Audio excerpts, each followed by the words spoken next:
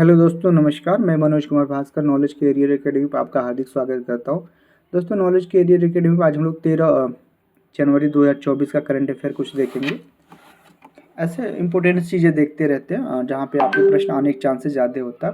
पहला, लंदन के मेयर चुनाव की रेस में 2 भारतीय वंशी कारोबारी। देखते हैं कौन कौन है।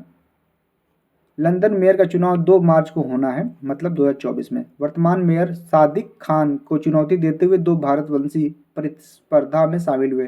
दोनों स्वतंत्र उम्मीदवार हैं। 63 वर्षीय कारोबारी तरुण गुलाटी ने जहां कैंपेन पिछले वर्ष के अंत में भारत के दौरान शुरू कर दिया था, वहीं रेस में 62 वर्षीय प्रॉपर्टी कारोबारी श्याम बत्रा भी कूद पड़े हैं। अगला, पाकिस्तान को IMF देगा $70 करोड़। ये भी देख लें।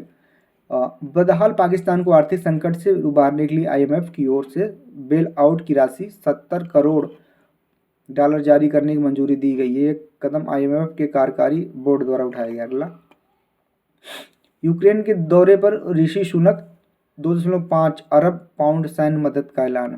तो ये बहुत इंपॉर्टेंट है, यूक्रेन के लिए जा रही है। अब थोड़ा सा देख लें। यूक्रेन ब्रिटेन सैन्य दल उतारे तो रूस इस युद्ध का ऐलान समझेगा। देखें, उतरे तो सॉरी। PM सुनक की कीव यात्रा, कीव इसकी राजधानी है यूक्रेन की। कीव यात्रा के बीच में रूसी राष्ट्रपति व्लादिमीर पुतिन के वरिष्ठ सहयोगी दिमित्री मेदवेदेव ने शुक्रवार को चेतावनी दी कि यदि ब्रिटेन ने यूक्रेन में सैन्य दल उतारे तो इसे रूस के विरुद्ध युद्ध की घोषणा माना जाएगा। रूस के पूर्व राष्ट्रपति दिमित्री मेदवेदेव इस समय रूसी सुरक्षा परिषद के डिप्टी चेयरमैन हैं। टेलीग्राम मैसेजिंग ऐप पर मेदवेदेव ने लिखा है कि उम्मीद है शत्रु की मदद करने वाले का मतलब ब्रिटेन समझा जाएगा। तो ये था। संजय सिंह, स्वाति मालीवाल और ND गुप्ता राज्यसभा सदस्य निर्वाचित। देखते हैं यहाँ पे। राज्यसभा चुनाव के लिए नामांकन दाखिल करने की आखिरी तारीख 9 जनवरी थी, जबकि नामांकन पत्रों की जांच 10 जनवरी को हुई थी।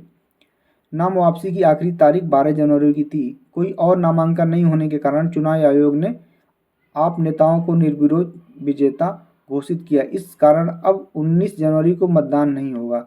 विजयी घोषित होने के बाद दिल्ली महिला आयोग की पूर्व प्रमुख स्वाति मालीवाल ने X पर पोस्ट कर कहा कि आज से एक नई जिम्मेदारी शुरू हो रही है। उन्होंने राज्यसभा में भेजने के लिए मुख्यमंत्री अरविंद केजरीवाल को धन्यवाद दिया। संजय सिंह आबकारी घोटाले से जुड़े मनी लॉन्ड्रिंग मामले में जेल में हैं।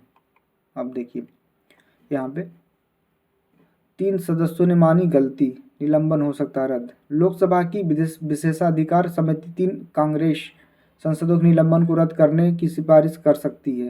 तीनों सांसदों ने शुक्रवार को शीतकालीन सत्र के दौरान अपने आचरण के लिए खेद व्यक्त किया है। वे विपक्षी सदस्यों के विरोध के बीच स्पीकर के आसन तक पहुंच गए थे। कांग्रेस सदस्य अब्दुल खालिक,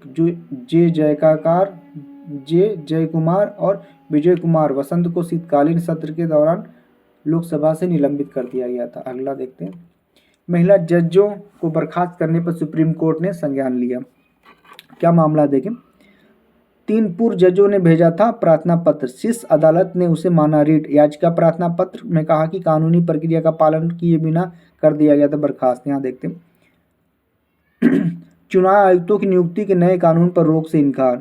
सुप्रीम कोर्ट ने शुक्रवार को उस नए कानून पर रोक लगाने से इनकार कर दिया जिसमें बिना प्रधान न्यायाधीश वाली समिति द्वारा मुख्य चुनाव आयुक्त और चुनाव आयुक्तों की नियुक्ति का प्रावधान है।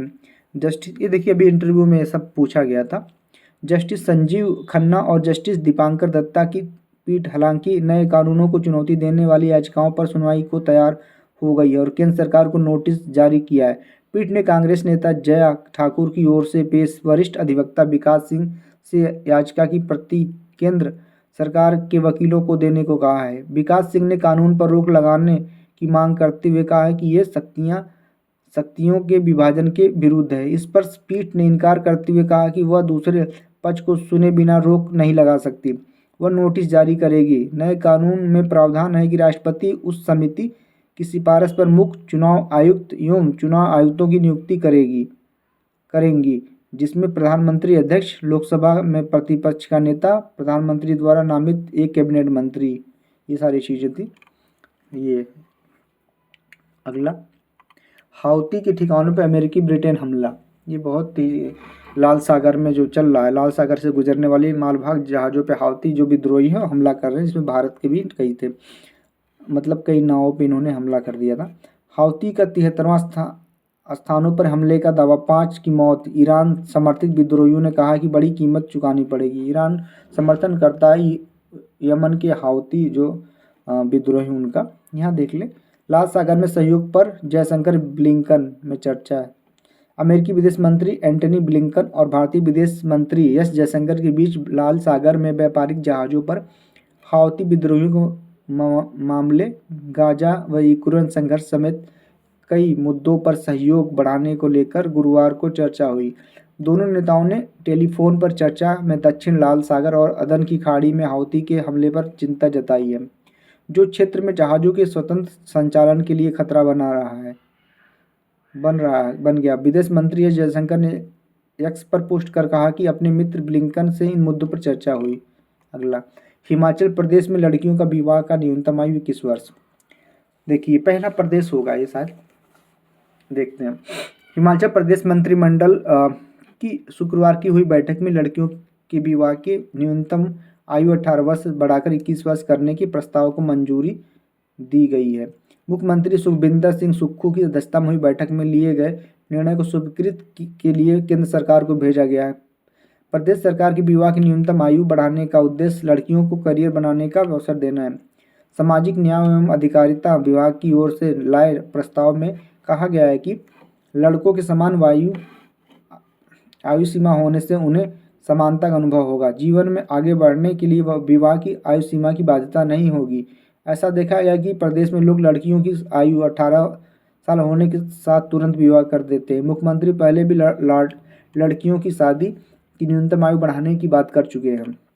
ये था अगला, नई पीढ़ी की आकाश मिसाइल का सफल परीक्षण किया गया। देखिए कहाँ से, ओडिशा के तट पर एकीकृत परीक्षण रेंज चांदीपुर से शुक्रवार को नई पीढ़ी का आकाश मिसाइल का सफल परीक्षण किया गया। देखते हैं खास बात, डीआरडीओ द्वारा निर्मित, इम्पोर्टेंट है, इसका निर्माता कौन है या इसका गॉडफादर कौन है, तो डीआरडीओ बनाया इसको। नई पीढ़ी के आकाश एनजी मिसाइल का सफल उड़ान परीक्षण किया गया। परीक्षण सुबह 10:30 पर उड़ीसा के तट पर एकीकृत परीक्षण रेंज चांदीपुर से बहुत कम ऊंचाई पर एक उच्च गति वाले मानव रहित हवाई लक्ष्य के खिलाफ किया गया। उड़ान परीक्षण के दौरान हथियार प्रणाली द्वारा लक्ष्य को सफलतापूर्वक रोककर नष्ट कर दिया गया।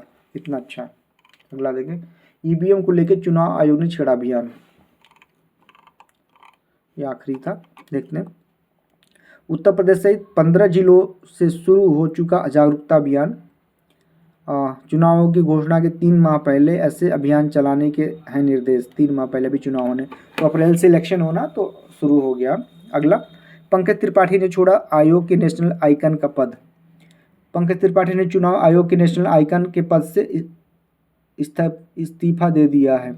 आयोग ने कहा है कि अभिनेता ने अपनी रजामंदी से यह पद छोड़ा है। दरअसल चुनाव आयोग लोगों को मतदान के लिए जागरूक करने के लिए सिनेमा के मशहूर लोगों का नेशनल आइकन या ब्रांड एम्बेसडर के तौर पर नियुक्त करती है। ऐसे में पंकज त्रिपाठी को अक्टूबर 2022 में नेशनल आइकन के रूप में चुना गया था।